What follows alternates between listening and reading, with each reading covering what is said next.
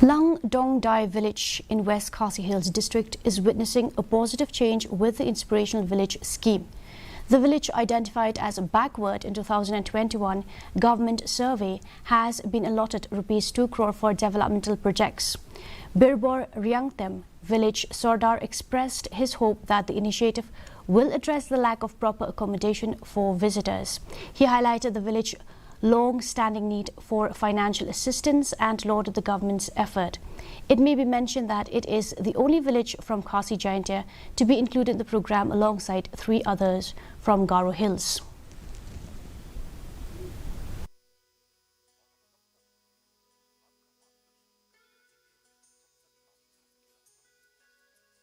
Iyo hadu menta ka sanction jong kani kalong ba ajing syakre arkrur te hak estimate kaduna no lai lak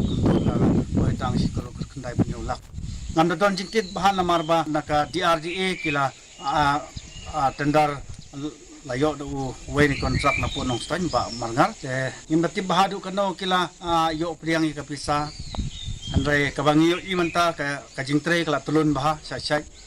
ngkermen ba hakini ki snam ki banwan ngilla ban yo ya ka building ka ba lai mala kare ka jingkar khu ya kini ki ya ka thani bar ka we ya ka snong jongi ya ka than namar ba kidon ki kanja meeting ki ba wan nabar ngimdon ka hol ka ba biang teng ngilla ban panlong meeting hang tu don kinong we ki ba adai khamtam sa ka than jongi sai poi kini ki research na foreign ki la ban sa hang tu